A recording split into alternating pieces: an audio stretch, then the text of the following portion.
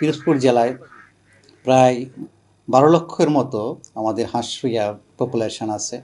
সেই ক্ষেত্রে আমাদের সদর উপজেলায় বিশেষ করে একটি গ্রাম আছে যেটা দুর্গাপুর গ্রাম।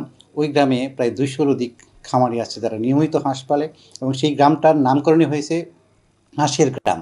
এই হাঁসের গ্রামের অনেকগুলা আমাদের অনেক খামারি যারা আছে শুধু হাঁস পালনের মাধ্যমে জীবিকা নির্বাহ করে, এবং এই এলাকায় হাঁস পালনটা খুবই সম্ভাবনাময় একটা পাখি পশুপালন, তো গবাদি পশু পালন।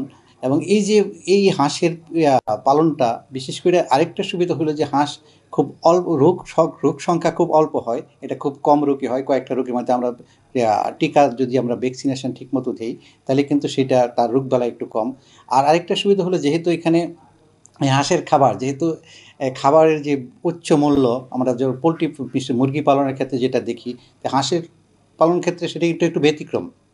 অর্থাৎ একবার হাঁস যখন আমরা সকালবেলা ছেড়ে দেওয়ার পরে তারা তার প্রকৃতিক থেকে কিন্তু সে খাবার সংগ্রহ করে, জরা ধান, পোকামাকড় এবং শামুক এবং অন্যান্য যে ছোটো মাছ এইসব খেয়ে কিন্তু তার খাদ্যটা নির্বাহ করে, এবং সেটার জন্য তার কৃষককে খুব একটা খাদ্য খরচ বহন করতে হয় না। এবং সেই সাথে সাথে যে এই যে গ্রামের প্রত্যেকটা, এই জন্যই এই গ্রামটা হাঁসে সমৃদ্ধ হয়ে গেছে, যার ফলে আমি আগেই বলেছি সেটা হাঁসের গ্রাম হিসেবে আখ্যায়িত এবং হাঁসের গ্রাম হিসেবে পরিচিত।